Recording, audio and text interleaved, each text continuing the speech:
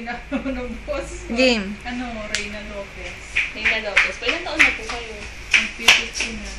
50 po? December. Sa December. Ano pong work niyo po? Ngayon? Opo. Sa bahay lang. Katulong. Sa bahay po. Ilan po anak niyo? Isa lang. Isa lang po. Saan po kayong probinsya nang galing po bago po makakarating po dito? Sa Mabalakot ng Panda. Mabalakat po. Paano po kayo nakapunta po dito sa Manila po? Ayan o. Kinuha ko ni Ate Pue. Dati na po kayo nagkakasambahay po sa kanila? Ilang taon? Ilang taon na po? Kayo nagkakasambahay? Kasambahay po sana 4 years po. Sa bahay niyo po sa Pampanga po, ano po yun? Bahay niyo po talaga? Sino po kasama ng anak niyo po doon? Yung silang mag-isa ngayon. Tapos yung asawa niya nasa Norte. May asawa po siya. Ilang taon po yung asawa po niya? Mas miligal sa Norte. Tapos ilang taon po yung anak niyo po? 29. 29 po. Tanda na. Pwede na mag-isa. Pwede na mag-isa. Kailan po kayo nag-start po ng pamilya? 19. 19 nag-asawa ko, 20 nanganak ako.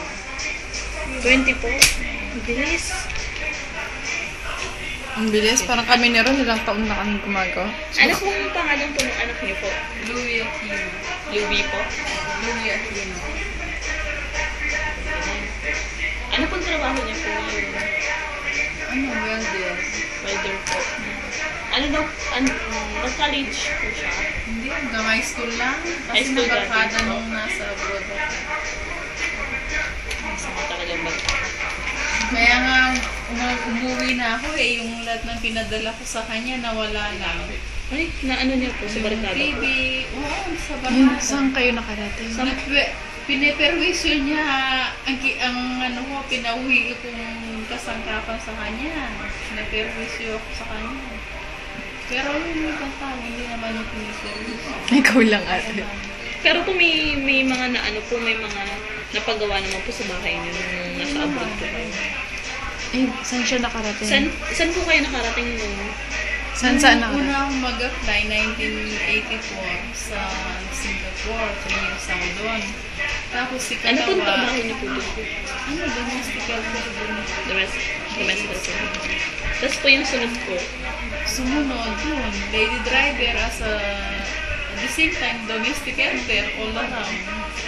Ilan taon po? Sundo yung mga batang alaga ko sa school. Tapos, pag wala nang, siyempre, hindi naman araw-araw nagdadrive ka pagka nag-aral sila, pumasok, niyahatid mo. Pag, uwi na sila, susunod mo. Ilan taon po kayong naging domestic helper po doon? Sa Hong Kong 11. 11 po. 1989. 1989. Up to 2000. Oh, wow. Yun po. Bilang isang magulang po, ano po yung mga naging balakid po sa inyo?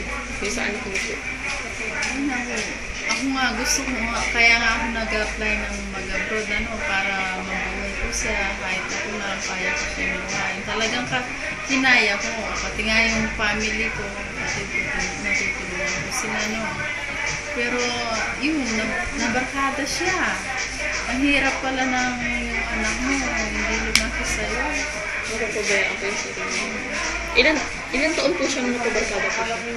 14 pa lang, nababarkada na siya Natuto siya manigarilyo. Pero nagkasakit siya, di mag-a-apply siya sa abroad. Hininto niya yung paninigarilyo. Kasi nga, nagka-stats siya. Opo. Sino po nag-aalaga po sa kanya nasa abroad po Nasa kayo? abroad ako, yung mga kapatid ko, binata-dalaga pa sila, niniwan ko siya.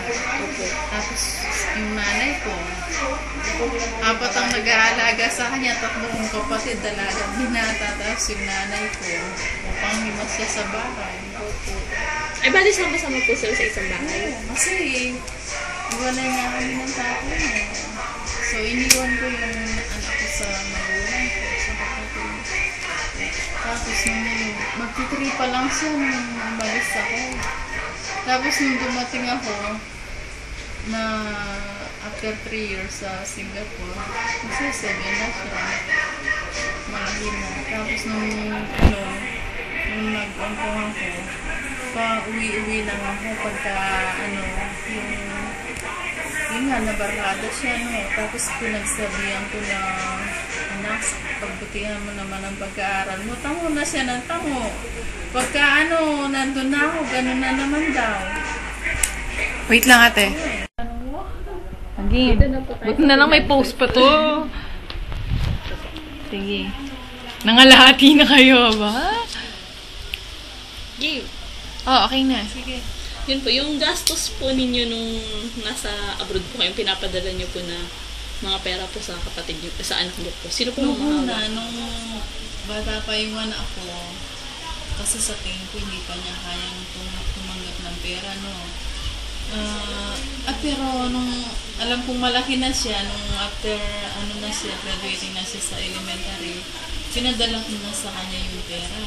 Kaso nakabangko, straight na sa PNB. Tapos kailangan pala, dahil bata pa siya, kailangan pala may kasama siyang matanda na kukuha sa pera.